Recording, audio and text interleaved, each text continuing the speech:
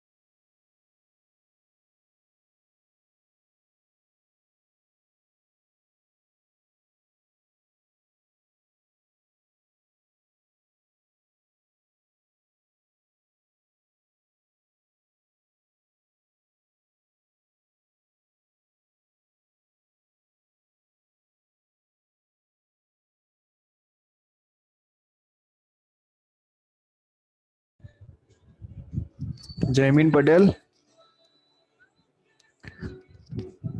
जयमीन पटेल, अपना ब्रांच का नेम लिखो आप। Yes sir. या।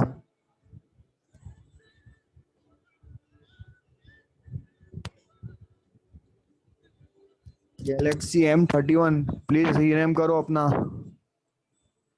हर वक्त आपको बोलने की जरूरत नहीं है मुझे। Galaxy M31, please rename your. Galaxy M31।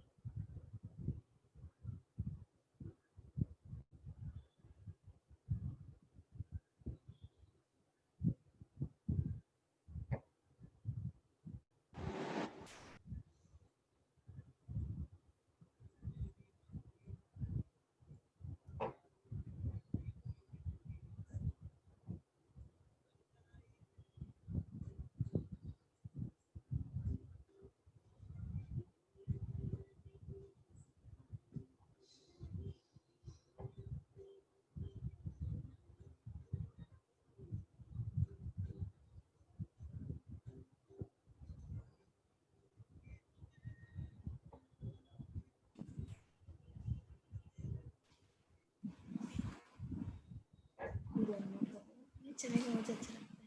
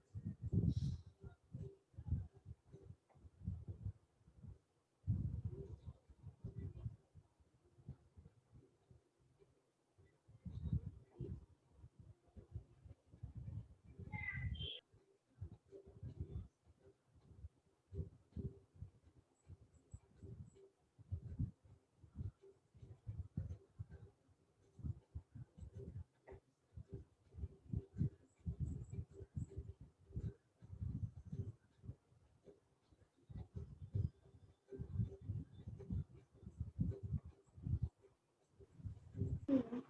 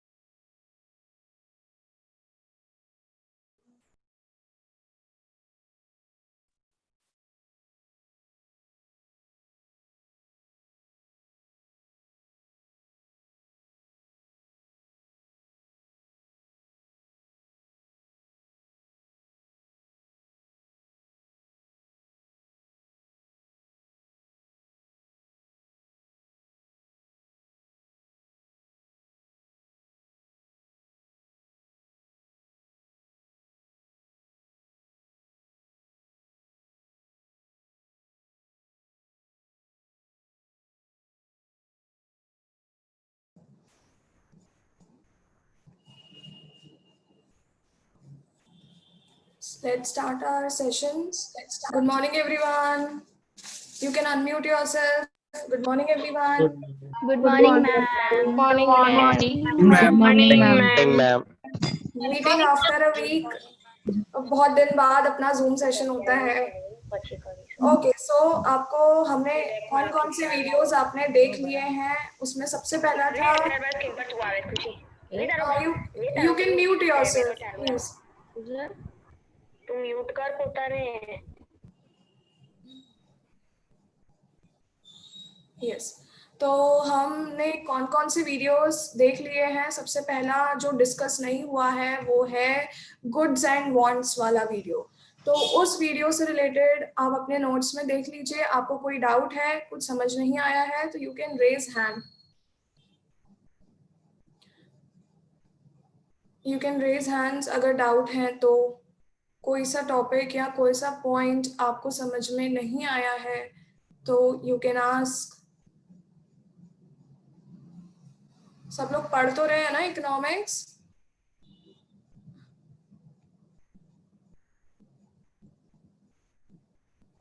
Yes तो किसी को भी कोई डाउट नहीं है.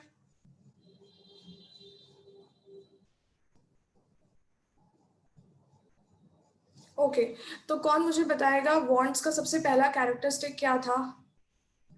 प्लीज कोई भी अपने आप को अनम्यूट करके बताइए मुझे वांट्स का सबसे पहला कैरेक्टरिस्टिक क्या था. Wants are unlimited. हाँ वांट्स आर अनलिमिटेड ये तो क्लियर है. Everyone is having unlimited want. जैसे ही एक वांट सेटिस्फाई होती है वैसे ही there is emergence of another want. एक वांट हमारी सेटिस्फाई होती नहीं कि हमारी दूसरी वांट अराइज हो जाती है. Second characteristic of want was sorry क्या. All wants are not satiable. हाँ all wants are not satiable. All wants are not satiable यानी अगर आप सोचो कि आप अपनी अनलिमिटेड वॉन्ट्स को, सारी वॉन्ट्स को एक टाइम पर सेटिस्फाई कर लोगे तो ऐसा पॉसिबल नहीं है क्योंकि रिसोर्सेज हमारे क्या हैं, लिमिटेड हैं. हम सारी वॉन्ट्स को एक टाइम पर सेटिस्फाई नहीं कर सकते.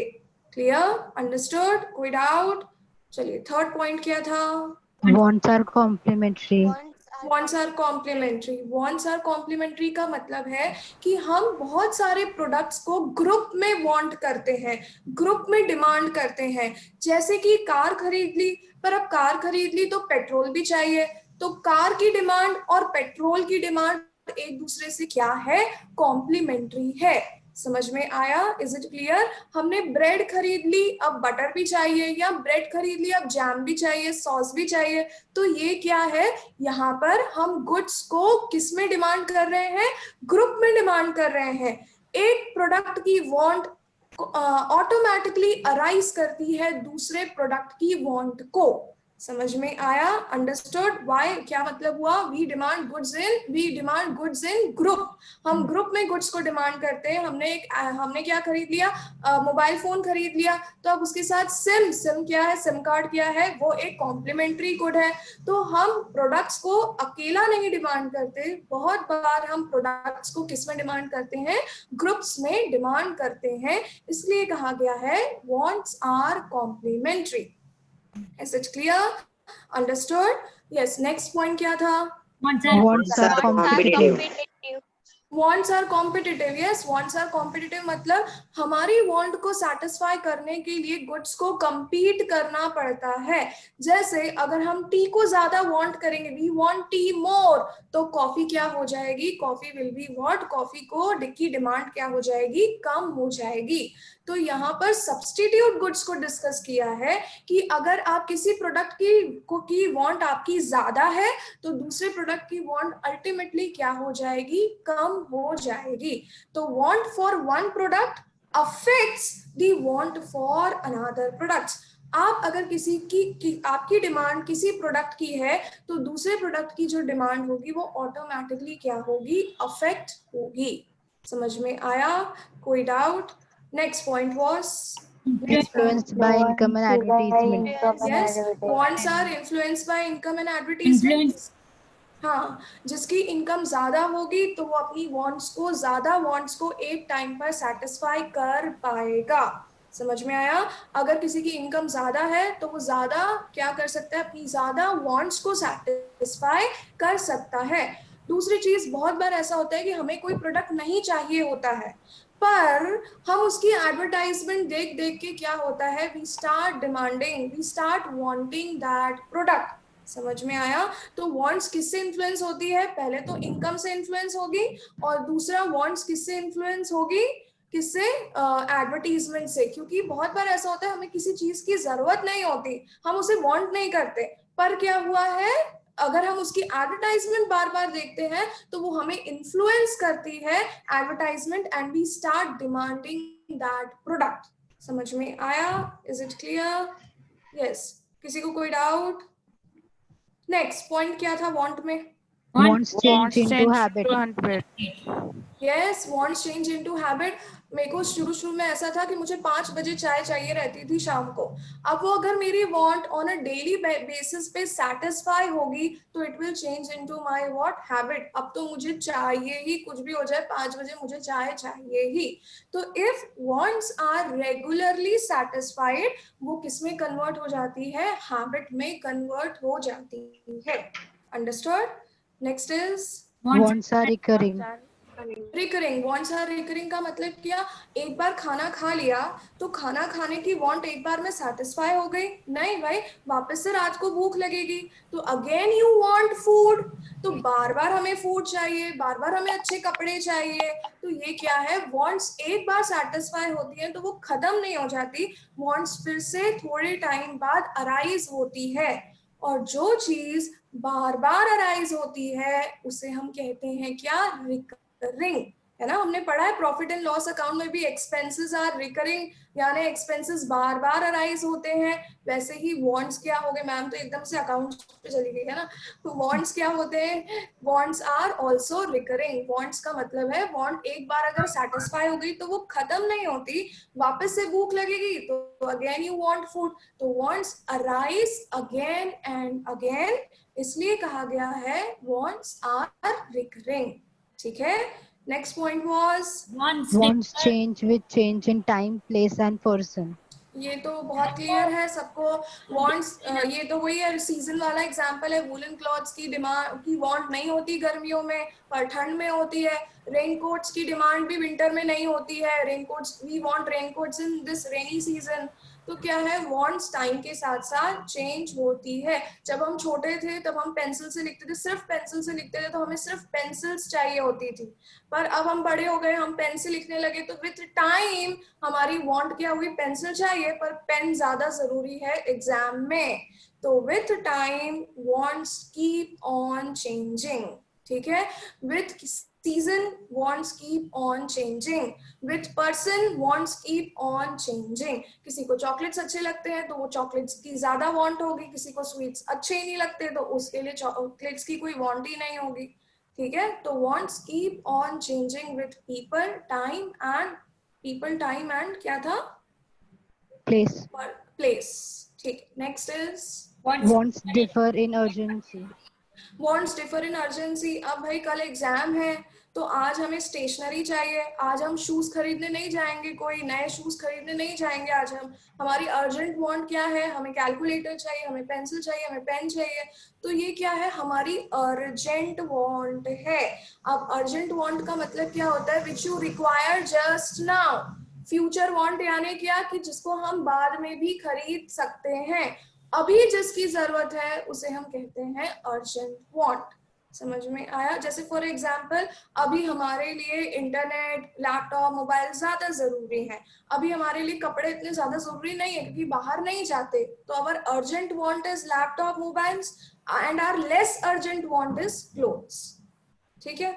Next is Wants multiply with civilization.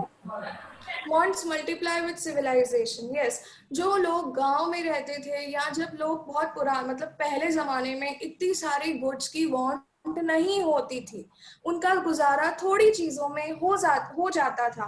पर जैसे जैसे हम क्या होने लगे? अर्बनाइजेशन होने लगा, लोग शहरों में आने लगे, तो उनकी वांट्स क्या होने लगी? बढ़ने लगी। समझ में आया क्या हुआ? सिविलाइजेशन का मतलब जब हम डेवलप नहीं थे या ओल्ड डेज में इतनी चीजों की डिमांड या वांट्स नहीं होती थी, या जो लोग गांव में रहते हैं उन्हें इतनी सारी चीजों की जरूरत नहीं होती।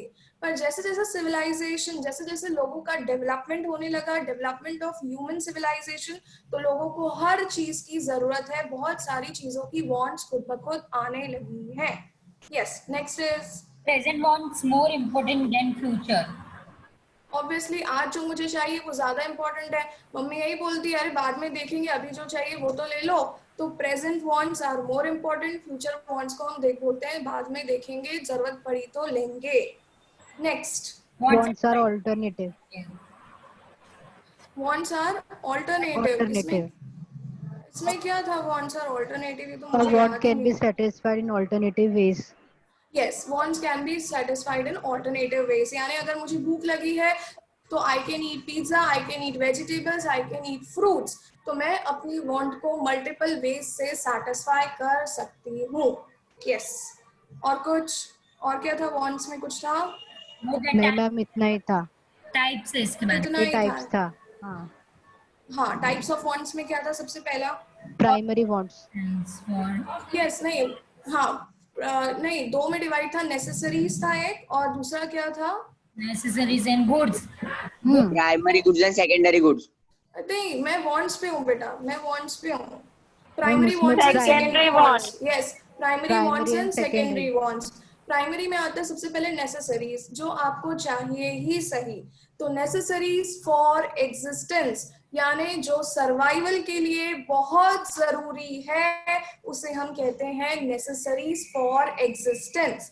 जैसे कि नेसेसरी फॉर एग्जिस्टेंस में क्या हो गया? रोटी, कपड़ा, मकान, ये हमें चाहिए ही। तो ये है व्हाट, वांट फॉर नेसेसरीज या फिर नेसेसरीज फॉर एग्जिस्टेंस।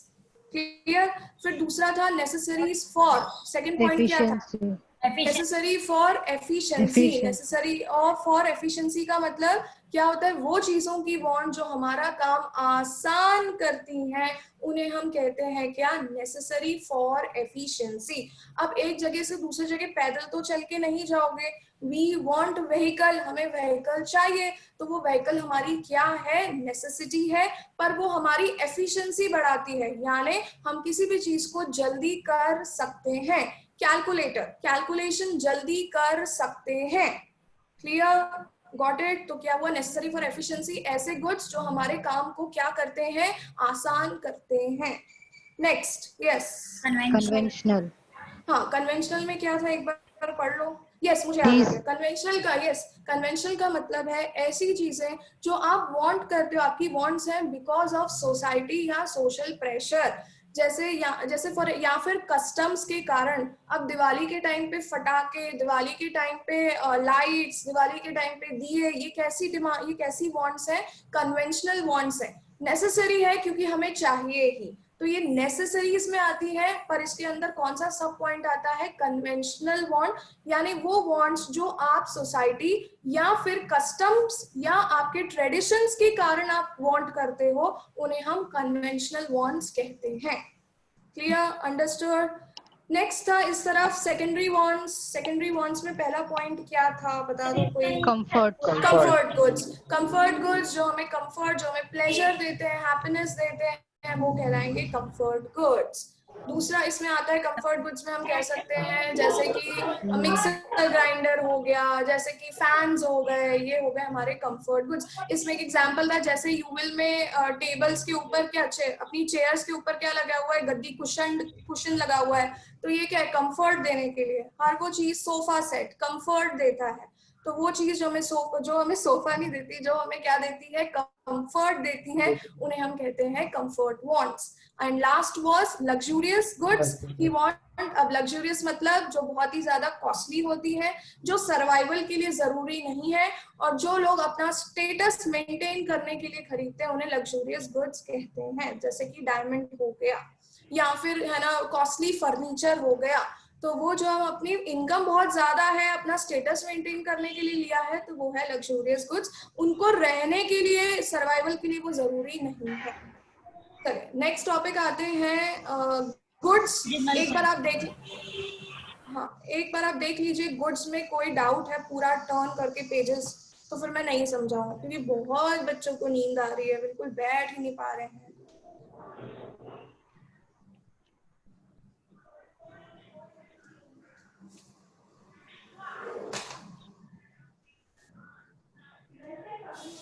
यस, नहीं है कोई डाउट? एक थम्स अप दे दो अगर गुड्स में सब समझ में आ गया है तो give a thumbs up. Ma'am हाँ पूछो। मैम मटेरियल गुड्स को हम जो टैंजिबल होते हैं उसे हम मटेरियल गुड्स बोलते हैं, तो मटेरियल गुड्स और टैंजिबल गुड्स में कोई डिफरेंस नहीं होता है ना? नहीं, मटेरियल गुड्स यानी वही चीज जो आप देख सकते हो, टच कर सकते हो, वो मटेरियल होता है। यस, और हाँ, उसी को ही दूसरा। हाँ, स्टार्टिंग में वो टैंजिबल कमोडिटीज और इंटैंजिबल सर्विसेज आपने लिखाया था ना? हाँ, तो जो टेंजिबल तो है वही मटेरियल है, करेक्ट। हाँ, जो टेंजिबल है वही मटेरियल है, ठीक है। मैम एक पैरा में डाउट था। हाँ पूछो। However, the distinction of free and economic good is not permanent. It depends upon the relative scarcity that a good is free or economic good. Yes, very good. Free goods का मतलब होता है वो goods जो free gift of nature है, जो freely available है, ठीक है, जैसे कि सनशाइन है, जैसे कि वाटर है, जैसे कि एयर है। अब क्या होता है, ये एयर हमारे लिए फ्री गुड है, क्यों? क्योंकि इजीली अवेलेबल है।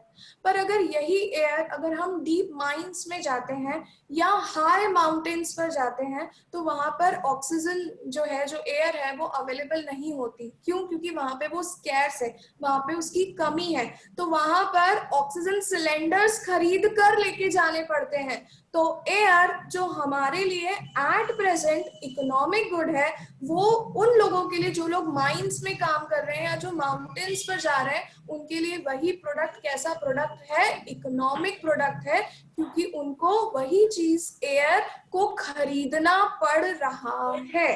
समझ में आया? क्लियर है? जैसे कि वही हुआ, जैसे air is a free good, तो वो हर टाइम फ्री गुड हो ऐसा जरूरी नहीं है। वो किस पर डिपेंड करता है? वो उसकी स्कैर्सिटी पे डिपेंड करता है। अगर वो चीज बहुत ज्यादा स्कैर्स है, वो अवेलेबल ही नहीं है, तो हमें उसे खरीदना पड़ेगा। अगर हम किसी प्रोडक्ट को खरीद रहे हैं तो वो हमारे लिए इकोनॉमिक गुड होगा। समझ में आया? डाउट क्लियर हुआ? Yes. नेक्स्ट रिया, आपने रेज हैंड किया है, पूछ लो। Ma'am, personal goods are also personal qualities of person, and transferable goods are also non-transferable goods are also personal qualities. So both are the same.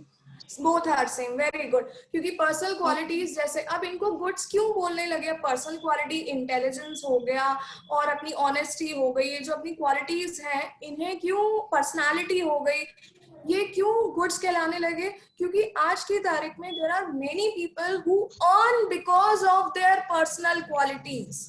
समझ में आया? तो आज पर्सनल क्वालिटी गुड क्यों है? क्योंकि लोग उसे सेल कर रहे हैं। सेल कर रहे हैं यानी लोग अपने इंटेलिजेंस के बेसिस पे पैसे कमा रहे हैं, लोग अपने अपीयरेंस, पर्सनालिटी, लुक्स के बेसिस पे पैसे कमा रहे हैं। इसलिए पर्सनल क्वालिटीज को भी गुड्स माना गया है, जिसे हम कहते हैं पर्सनल गुड्स। अब मैं अपना इंटेलिजेंस किसी और को ट्रांसफर नहीं कर सकती, मैं अपनी पर्सनालिटी किसी और को ट्रांसफर नहीं कर सकती, इसलिए ये नॉन ट्रांसफरेबल गुड्स भी होंगे। तो दोनों one in the same thing है। किसी को डाउट हो सकता है कि भाई क्वालिटीज गुड्स कैसे हुए? तो गुड्स में सिर्फ टेंजिबल नहीं आता, इनटेंजिबल चीजें भी आती हैं, और हर वो चीज जो इकोनॉमिक है, जिससे पैसा कमाया जा रहा है, उसे हम गुड्स कह सकते हैं। तो क्वालिटी से भी लोग पैसे कमा रहे हैं, तो इसलिए क्वालिटीज को भी गुड्स में डाला गया है। ठीक है? Yes, anyone else having any doubt? नहीं है किसी को गुड्स में कोई doubt? Classification of goods clear है सबको? चलिए, दूसरा वीडियो आपने देखा था पीपीसी के बारे में, राइट? तो प्रोडक्शन पॉसिबिलिटी कर्व क्या होता है, उससे पहले मैं बताऊंगी प्रोडक्शन पॉसिबिलिटी क्या होता है। यानी जब आप पॉसिबिलिटीज निकालते हो, कॉम्बिनेशन निकालते हो कि लिमिटेड रिसोर्सेज में आप किस तरह से प्रोडक्शन कर सकते हो, उसे हम कहते हैं प्रोडक्शन पॉसिबिलिटीज। मैंने एग्जांपल लिया था, या तो मैं वीडियोस बना लूं या तो मैं मास्क बना लूं। तो ये मेरी क्या थे? अलग अलग कॉम्बिनेशंस थे ऑफ प्रोडक्शन। मैं अलग अलग तरह से गुड्स बना सकती हूँ in the limited time period. इसलिए इसे कहा गया है प्रोडक्शन पॉसिबिलिटी। प्रोडक्शन की पॉसिबिलिटीज, गुड्स बनाने की पॉसिबिलिटीज। क्लियर? जब इसी को हम कर्व पर या ग्राफ पर प्लॉट करते हैं तो जो कर्व निकल कर आता है वो होता है क्या? डाउनवर्ड स्लोपिंग कर्व बनता है from left to right which is concave to the origin. सबसे पहला तो shape is downward sloping and what? Concave to the origin. तो इसे हम कहते हैं पीपीसी यानी प्रोडक्शन पॉसिबिलिटी कर्व, या फिर ट्रांसफॉर्मेशन कर्व, या फिर प्रोडक्शन पॉसिबिलिटी फ्रंटियर। दो नाम इसके और हैं, एमसीक्यू में पूछे जाते हैं। अब अगर प्रोडक्शन इकोनॉमी का पीपीसी के अंदर हो रहा है तो यानी आपने अपने रिसोर्सेज को फुल्ली यूटिलाइज नहीं किया है, और अगर प्रोडक्शन पीपीसी के बाहर है यानी बाहर तभी होगा जब PPC will shift towards right. अब पीपीसी राइटवर्ड क्यों शिफ्ट होगा? जब इकोनॉमिक ग्रोथ होगी। इकोनॉमिक ग्रोथ कब होगी? First when there is increase in resources, जब रिसोर्सेज इकोनॉमी में बढ़ जाए, या फिर when there is technological upgradation. दो चीजों से इकोनॉमिक ग्रोथ होती है। सबसे पहला तो क्या होता है? या तो टेक्नोलॉजी अपग्रेड हो जाए या तो रिसोर्स बढ़ जाए। तो अगर इकोनॉमिक ग्रोथ होगा तो हमारा जो पीपीसी कर्व है वो राइटवर्ड शिफ्ट होगा, यानी हम ज्यादा गुड्स बना सकते हैं। चलिए, अब इससे रिलेटेड किसी को कोई डाउट है तो पूछिए। If anyone is having any doubt please raise hand.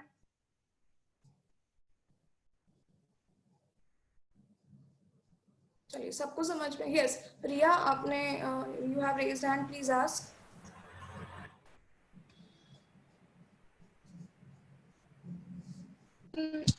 मैं लोअर हैंड करना भूल गई थी। अच्छा, इट्स ओके, ठीक है, कोई प्रॉब्लम नहीं है। खुशबू पूछो बेटा।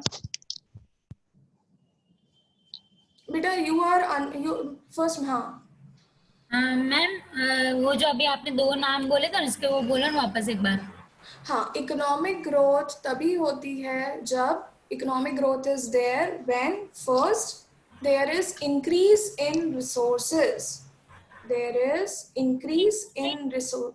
तो कौन से? यही लेना, प्रोडक्शन पॉसिबिलिटी। अच्छा, प्रोडक्शन पॉसिबिलिटी के दो नाम। Yes, transformation curve. एक मिनट। हाँ, हाँ ट्रांसफॉर्मेशन कर्व हाँ and production possibility frontier। transformation curve and production possibility frontier, PPF। हाँ, चलिए, और कोई? हाँ, वेलकम। और कोई डाउट? चलिए, नेक्स्ट आपने वीडियो देखा था, किसके बारे में था मुझे बता दो। सेंट्रल प्रॉब्लम्स ऑफ इकोनॉमी था शायद, कि कोई और था video? Central problems of economy, yes. तो सेंट्रल प्रॉब्लम्स ऑफ इकोनॉमी में सबसे पहला आता है what? Central problems of economy मतलब एक सिस्टम में, अब इकोनॉमी क्या है? एक सिस्टम है, इसका आपको एक अलग से सब्जेक्ट भी है इकोनॉमी का। तो इकोनॉमी क्या है? एक सिस्टम है जिसमें लोग काम पर जा रहे हैं, पैसे कमा रहे हैं और घर आ रहे हैं और उसी पैसे से अपना गुजारा कर रहे हैं। तो a system in which people earn living, लोग पैसे कमाते हैं, people earn living for their survival, अपना गुजारा करने के लिए लोग पैसे कमा रहे हैं। अब इस इकोनॉमी, इस सिस्टम में देयर आर फॉलोइंग एक्टिविटीज। सबसे पहले प्रोडक्शन होता है गुड्स का, फिर यही गुड्स का कंजम्पशन होता है, लोग इन्हीं गुड्स को कंज्यूम करते हैं, जो भी उन्हें इनकम होती है उसको या तो वो खर्च करते हैं, सेव करते हैं या इन्वेस्ट करते हैं। तो एक इकोनॉमी सिस्टम जिसमें लोग पैसे कमाने गए अपना गुजारा करने के लिए, and because of this there are following activities: production, consumption, savings and investment। समझ में आया? तो ये होती है इकोनॉमी। अंडरस्टूड? इकोनॉमी क्या होता है, क्लियर है सबको? सिस्टम जिसमें लोग पैसे कमा रहे हैं अपना गुजारा करने के लिए, and because of this there is production, consumption, savings and investment। इसे कहते हैं इकोनॉमी। अब हर इकोनॉमी की कुछ कॉमन प्रॉब्लम्स होती हैं जिनको हम कहते हैं सेंट्रल प्रॉब्लम्स ऑफ इकोनॉमी। जिसमें से पहली प्रॉब्लम थी व्हाट टू प्रोड्यूस, क्या बनाए, क्योंकि रिसोर्सेज तो क्या है, कम है, तो क्या बनाए? कंज्यूमर गुड्स बनाए कि कैपिटल गुड्स बनाए? अब आपको पता है कंज्यूमर गुड्स जो कंज्यूमर्स डायरेक्टली कंज्यूम करते हैं, ब्रेड बिस्किट्स जो कंज्यूमर्स डायरेक्टली कंज्यूम करते हैं, और दूसरा होता है क्या, कैपिटल गुड्स, वो गुड्स जो दूसरे गुड्स बनाने में हेल्प करते हैं, जैसे कि मशीन्स। तो मशीन्स बनाए ज्यादा कि ज्यादा कंज्यूमर गुड्स बनाए, ये एक इकोनॉमी के साथ हमेशा प्रॉब्लम होती है। What to produce, then comes how to produce, भाई कैसे बनाएं, ज्यादा लेबर्स को यूज करें कि ज्यादा कैपिटल यहाँ पे मनी है या मशीन्स हैं, तो ज्यादा लेबर को यूज करें या ज्यादा मशीन्स को यूज करें। जिस कंट्री में लेबर ज्यादा होगा वो लेबर इंटेंसिव टेक्निक यूज करेगी, जहां पे कैपिटल ज्यादा होगा यानी मशीन ज्यादा होगा, जैसे जापान, वहां पे कैसे कैपिटल इंटेंसिव टेक्निक यूज होगी। वो टेक्निक यूज होनी चाहिए जिसमें कि कॉस्ट मिनिमम हो। आंसर जब भी लॉन्ग आता है तो ये लिखना जरूरी होता है। That technique is chosen in which क्या होता है, in which cost is minimum. Next आते हैं फॉर होम टू प्रोड्यूस। अब फॉर होम टू प्रोड्यूस में किसके लिए बनाए, रिच पीपल के लिए बनाए कि पुअर पीपल के लिए बनाए। अब गुड्स तो बन रहे हैं पर उनका कंजम्पशन, उनको खरीदने वाले रिच लोग ज्यादा हैं। क्यों? यहां से एक दूसरा कॉन्सेप्ट निकल कर आता है, डिस्ट्रीब्यूशन ऑफ इनकम। तो फॉर होम टू प्रोड्यूस जब आंसर एक्सप्लेन होता है तो डिस्ट्रीब्यूशन ऑफ इनकम भी लिखना होता है, क्योंकि डिस्ट्रीब्यूशन ऑफ इनकम अगर प्रॉपर नहीं है तो गुड्स सिर्फ रिच पीपल ही कंज्यूम करेंगे, पुअर के पास गुड्स नहीं जाएंगे। इसलिए यहाँ पर एक बड़ा प्रॉब्लम ये है कि इनकम को इक्वली डिस्ट्रीब्यूट होना चाहिए। तो फॉर होम टू प्रोड्यूस में बेसिकली लिखना अबाउट डिस्ट्रीब्यूशन ऑफ इनकम है, अंडरलाइन कर देना कि income must be equally distributed among people. ये ज्यादा प्रॉब्लम है। नाम फॉर होम टू प्रोड्यूस है पर आता इसमें है डिस्ट्रीब्यूशन ऑफ इनकम। नेक्स्ट आप मुझे बता दीजिए, fourth problem was I think welfare maximisation. क्या था, कोई प्लीज पढ़ के बता दो। Problem of efficiency. Problem of efficiency. Problem of efficiency का मतलब है हर इकोनॉमी के साथ ये इशू होता है कि उसके रिसोर्स वेस्ट नहीं जाए, उसके रिसोर्सेज का फुल्ली एंड ऑप्टिमम यूटिलाइजेशन हो। एफिशिएंसी का मतलब होता है full and optimum utilisation of resource करना किसी भी इकोनॉमी के लिए एक प्रॉब्लम है, क्योंकि बहुत बार ऐसा होता है कि रिसोर्स गेट वेस्टेड, तो वो वेस्टेज को रोकना एक प्रॉब्लम है। Next was I guess problem of full employment. क्या था? Problem of achieving full employment of yes, full employment of resources, यानी जितने भी रिसोर्सेज, एक सेकंड आपको पैर में झुंझुनी होगी। हाँ, क्या कहने का मतलब कि फुल एम्प्लॉयमेंट का मतलब है कि अगर जितने भी रिसोर्सेज हैं वो पूरी तरह से एम्प्लॉयड होना चाहिए, लेबर फुल्ली एम्प्लॉयड होना चाहिए, लैंड फुल्ली एम्प्लॉयड होना चाहिए, कैपिटल यानी मनी फुल्ली एम्प्लॉयड होना चाहिए, कुछ भी आइडल नहीं होना चाहिए, कुछ भी फालतू नहीं होना चाहिए। Clear, understood? And last was one more था कि हो गया problem of economic growth. Problem of economic growth. अब भाई क्या बनाएं, कैसे बनाएं, डिस्ट्रीब्यूशन इनकम का कैसे करें, एम्प्लॉयमेंट अचीव कैसे करें, ये सब तो है ही है, साथ ही साथ हमें अचीव करना है इकोनॉमिक ग्रोथ। ग्रोथ कैसे मेजर होती है? जब गुड्स इकोनॉमी में ज्यादा प्रोड्यूस होंगे, और मैंने बताया गुड्स कब ज्यादा प्रोड्यूस होंगे, या तो रिसोर्स बढ़ जाए या तो टेक्नोलॉजी अपग्रेड हो जाए। अब रिसोर्स बढ़ना तो पॉसिबल नहीं है, जितने हमारे पास लैंड है, जितनी हमारे पास ऑयल रिजर्व्स हैं वो तो फिक्स्ड है, तो हमें अपग्रेड करना है क्या? टेक्नोलॉजी। तो नेक्स्ट जो लास्ट प्रॉब्लम है वो बाकी सारी प्रॉब्लम्स को सॉल्व करते करते इकोनॉमी में ग्रोथ होना चाहिए, यानी गुड्स का प्रोडक्शन इकोनॉमी में बढ़ना चाहिए, और वो कैसे होगा? जब रिसोर्स बढ़ेंगे और टेक्नोलॉजी अपग्रेड होगी। जब भी इकोनॉमिक ग्रोथ होता है तो PPC curve shift towards right. Clear? तो ये हो गया सेंट्रल प्रॉब्लम्स ऑफ इकोनॉमी। उसके बाद कोई वीडियो आया था? Yes ma'am, scarcity, right? Scarcity and margin, शायद यही वीडियो था। Yes yes ma'am. अब स्कैर्सिटी और मार्जिन, स्कैर्सिटी यानी वाटर स्कैर्सिटी से समझाया है, जिस कभी भी किसी प्रोडक्ट की कमी होगी तो उसे हम कहेंगे क्या? स्कैर्सिटी। अब कमी यानी कब होगी? जब किसी प्रोडक्ट की डिमांड ज्यादा है और सप्लाई कम है, तो हम कहेंगे उस कमोडिटी की स्कैर्सिटी है। क्लियर? मैंने ग्राफ से समझाया था, उस ग्राफ में there was a demand curve, there was a supply curve, पर जहां पर प्राइस लाइन बनाई है, क्योंकि प्राइस लाइन नीचे वाले पोर्शन में खींची गई है, तो वहां पर डिमांड कर्व बाहर निकल रहा है और सप्लाई कर्व अंदर है। तो डिमांड कर्व बाहर है यानी वहां पर डिमांड ज्यादा है और सप्लाई कम है। तो जो गैप होगा डिमांड और सप्लाई के बीच का, डिमांड और सप्लाई के बीच का जो गैप आएगा उसे हम कहेंगे स्कैर्सिटी। तो scarcity is basically what? It is the excess of demand over supply. अब जब भी इकोनॉमी में स्कैर्सिटी होती है तो scarcity results into rise in prices. Scarcity के कारण, कमी के कारण चीजों की प्राइसेस क्या होती हैं? बढ़ती हैं। Is it clear? कोई डाउट स्कैर्सिटी में? You can raise your hands. नहीं? नेक्स्ट, हाँ नेक्स्ट था मार्जिन। मार्जिन समझ लेते। मार्जिन, अरे हाँ, you many have raised the hands. हाँ पूछो वेदांशी, कोई डाउट है? Ma'am problem of economic growth वाला बेटा एक बार और बोल दो, मुझे सुनाई नहीं दिया। प्रॉब्लम ऑफ इकोनॉमिक ग्रोथ को वापस एक्सप्लेन करूं? हाँ ओके। तो प्रॉब्लम ऑफ इकोनॉमिक ग्रोथ का मतलब क्या है कि इकोनॉमी में गुड्स ग्रोथ होनी चाहिए। अब ग्रोथ कैसे होती है? जब गुड्स एंड सर्विसेज का प्रोडक्शन बढ़ता है।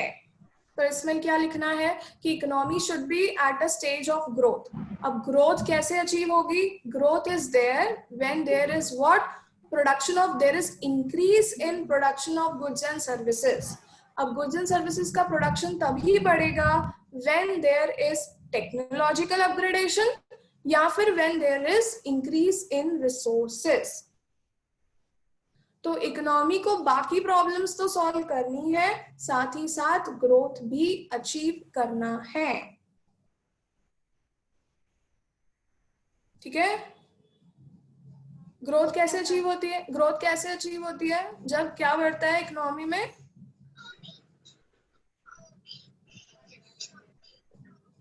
गुड्स एंड सर्विसेज इकोनॉमी में प्रोडक्शन ज्यादा होता है। यस, ठीक है। हाँ कुछ पूछो। नहीं है? ओके, कोई प्रॉब्लम। चलिए लास्ट टॉपिक डिस्कस कर लेते हैं, मार्जिन। मार्जिन का मतलब होता है एक्स्ट्रा। पानी पूरी की प्लेट खाई पर भैया मसाला पूरी दे देना, तो एक्स्ट्रा जो मिल रहा है वो है मार्जिन। तो जब भी क्या कहते हैं अपन, यस सॉरी आई फॉरगॉट, हाँ मार्जिन का मतलब है या जब कंज्यूमर या तो ज्यादा कंज्यूम करना चाहता है या प्रोड्यूसर कुछ ज्यादा बनाना चाहता है, तो वो जो कुछ ज्यादा है, एक्स्ट्रा है, एडिशन है, उसे हम कहते हैं क्या? मार्जिन। समझ में आ गया? क्लियर है कॉन्सेप्ट मार्जिन का? Extra production, extra consumption, extra portion को हम कहते हैं मार्जिन। थोड़ा और दे दो तो दिस इज व्हाट? मार्जिन। अब मार्जिन का कंसेप्ट यूटिलिटी में भी काम आता है। क्या होता है? Total utility. टोटल यूटिलिटी मतलब सारे यूनिट्स कंज्यूम कर लिए तो जितना टोटल सेटिस्फैक्शन मिला है उसे कहते हैं टोटल यूटिलिटी। 4 चॉकलेट्स मिली, चारों खाने से जो सेटिस्फैक्शन मिला है वो होगा टोटल यूटिलिटी। पर मार्जिनल यूटिलिटी, अब यहाँ पे मार्जिन आ गया, मार्जिनल यानी एक्स्ट्रा। एक और 5वीं चॉकलेट, 1 मोर चॉकलेट के कंजम्पशन से जो एक्स्ट्रा सेटिस्फैक्शन मिला है उसे हम कहेंगे क्या? उसे कहेंगे मार्जिनल यूटिलिटी। तो एक और खाने से जो और खुशी मिली है और सेटिस्फैक्शन मिला है वो होगा मार्जिनल यूटिलिटी, वो होगा मार्जिनल यूटिलिटी। क्लियर है? अब मैंने इसको एक टेबल से समझाया था। देखो ये टेबल है ना, अपने पैम्पलेट में आपको मिलेगा, मतलब यूविल के पैम्पलेट में मिलेगा, बट जब मैंने दूसरे कोचिंग के पैम्पलेट्स रेफर किए तो उन लोगों ने नहीं दिया है। और मैंने जब MCQs भी देखे तो ये टेबल आया नहीं है कहीं पे। It is just to explain the concept. तो मार्जिनल यूटिलिटी कैसे एक्सप्लेन किया था? एक यूनिट खाया तो जरा बता दो टोटल यूटिलिटी कितनी मिली थी, टेबल पढ़ के बता दो। फर्स्ट यूनिट पे टोटल यूटिलिटी कितनी थी? 40। ठीक है, दो साथ में खाए, 2 यूनिट्स कंज्यूम किए, कितनी टोटल यूटिलिटी मिली? 49। तो दूसरी प्लेट खाने से कितना सेटिस्फैक्शन मिला? 9। समझ में आया है सबको ना कंसेप्ट? तो दूसरा खाने से जितना सेटिस्फैक्शन मिलेगा वो है 9। चलिए 3 प्लेट खाई पानी पूरी, कितना टोटल सेटिस्फैक्शन मिला? 56। तो तीसरी खाने से कितना सेटिस्फैक्शन मिला? 7। ठीक है, समझ में आया? क्लियर है? तो अगर हम मार्जिनल यूटिलिटी का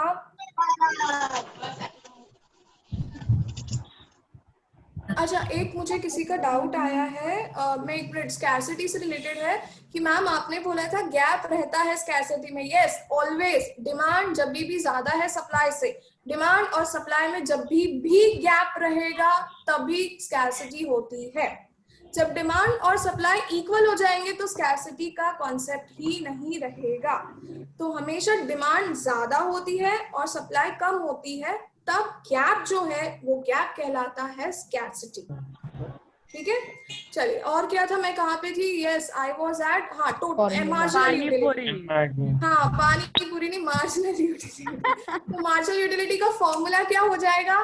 टोटल यूटिलिटी ऑफ एन। देख लो फॉर्मूला, देख लो, TUN माइनस -1।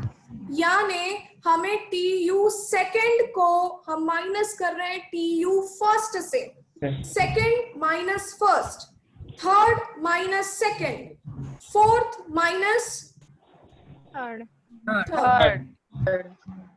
क्लियर है? समझ में आया? तो जब नीचे वाले यूनिट को n -1, सेकेंड को सेकेंड -1 इज फर्स्ट, थर्ड को third -1 that is second, minus करेंगे तो वो हो जाएगा क्या? मार्जिनल यूटिलिटी का फॉर्मूला। हाँ पूछो प्रिया, पूछो। हाँ मैम, डिमांड कभी कम हो सकता है मैम? यस, डिमांड कम है, स्कैर्सिटी में नहीं, फिर वो स्कैर्सिटी कैसे हुआ?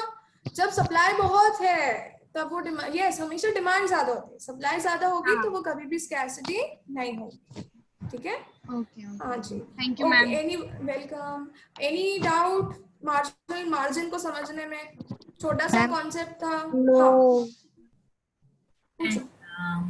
मैम अगर यूनिट 6 है तो यूटिलिटी सपोज 60 होगी, और अगर 5 यूनिट्स में 61 होती है तो यूटिलिटी नेगेटिव में नहीं जाएगी?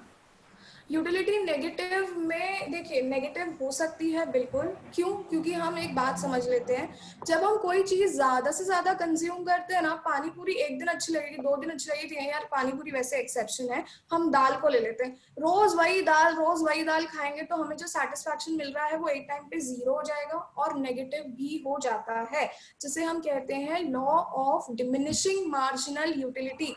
यानी मार्जिन नेगेटिव हो सकता है कि मार्जिन यहाँ पे 0 भी हो सकता है, क्योंकि हमें मिलने वाला सेटिस्फैक्शन जो है, किसी भी चीज को अगर हम ज्यादा कंज्यूम करेंगे तो एक पॉइंट पे सेटिस्फैक्शन 0 हो जाएगा और वो नेगेटिव भी पहुंच सकता है।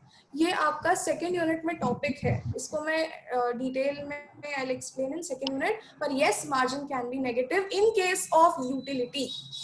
क्लियर है? क्योंकि यूटिलिटी नेगेटिव हो सकती है, आपको कोई सेटिस्फैक्शन नहीं मिला, बल्कि आप अगर और खा रहे हो तो बस आप उल्टी कर दोगे बाहर, तो this is what negative satisfaction. ठीक है, थैंक यू मैम।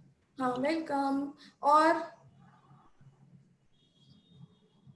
किसी को डाउट? हाँ खुशबू पूछो।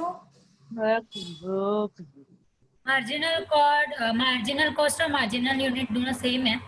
नहीं, मार्जिनल कॉस्ट यानी हमने 2 बुक्स बनाई, ठीक है, एक और बुक मेरे पास है नहीं, हमने 2 बुक्स बनाई, तो एक बुक बनाने की कॉस्ट 10 रुपए है, दोनों बुक्स की कॉस्ट है 15 रुपए, तो दूसरी बुक की कॉस्ट कितनी हुई? 5। 5, ये है मार्जिनल कॉस्ट। एक्स्ट्रा बनाने के लिए एक्स्ट्रा कॉस्ट जो लगती है वो है मार्जिनल कॉस्ट। अब यूटिलिटी इज सैटिस्फैक्शन, यूटिलिटी बिल्कुल अलग कंसेप्ट है और कॉस्ट बिल्कुल अलग कंसेप्ट है। यूटिलिटी यानी एक्स्ट्रा सैटिस्फैक्शन और कॉस्ट के केस में वो हो जाएगा एक्स्ट्रा बनाने के लिए extra cost. Okay, yes, thank you. कोई डाउट? हाँ, वेलकम। वैसे I am not economics teacher, तो कोई भूल चूक हो तो माफ कर देना। I am teaching for the first time this subject. Okay, तो yes, any doubt to anyone? हम सेशन वाइंड अप कर दें? यस, बहुत पका लिया, बहुत झेल लिया, अब एंड कर देते हैं। ठीक है, तो yes, with this we end up our session. अब जो नेक्स्ट वीडियो आने वाला है, जो कि शायद कल अपलोड होगा, यस, तो वो है किसके बारे में, मैं थोड़ा सा इंट्रोडक्शन दे देती हूँ। वो है कंपटीशन के बारे में। अब कंपटीशन क्या होता है इकोनॉमिक्स में, पहले ये समझ लेते हैं। कंपटीशन का मतलब, सुन लो, वीडियो में आई हैव एक्सप्लेन, बट थोड़ा सा सुन लो। कंपटीशन का मतलब है, जब जैसे हम कोचिंग बिजनेस की बात करें तो कितने सारे कोचिंग पढ़ाने वाले लोग हैं, तो बहुत कंपटीशन है भैया। अगर कोई एक पढ़ाने की कॉस्ट यानी फीस कम करता है तो बच्चे कहाँ चले जाते हैं, सब उसके पास चले जाते हैं। तो ये कहलाता है कंपटीशन। रनिंग रेस की बात नहीं कर रहे हैं इकोनॉमिक्स में। कंपटीशन यानी जब बहुत सारे सेलर्स होते हैं। अब एक ही चीज के, एजुकेशन बिजनेस के बहुत सारे सेलर्स हैं, बहुत सारे कोचिंग वाले हैं, तो ये क्या हो गया, यहाँ पर कंपटीशन बहुत ज्यादा है। यानी when there are so many sellers in the market, तो there is high competition। समझ में आया? क्लियर है कंसेप्ट कंपटीशन का? क्या होता है competition? Come on everyone, unmute yourself. What is competition? when there are so many competitors यानी so many sellers। ठीक है, तो जब सेलर ज्यादा होंगे तो कंपटीशन ज्यादा है। जब सेलर नहीं है मार्केट में, आप अकेले बेच रहे हो, आप अकेले बेच रहे हो, तो कंपटीशन मार्केट में नहीं होगा। तो यहाँ पे बेसिक इंट्रोडक्शन मैंने दिया है। अब आप वीडियो देखिएगा, फिर हम इसके बारे में नेक्स्ट जूम सेशन में बात करेंगे। ठीक है, चलिए, तो with this we end up our today session. Bye bye, happy Rakshabandhan. Bye ma'am. Bye.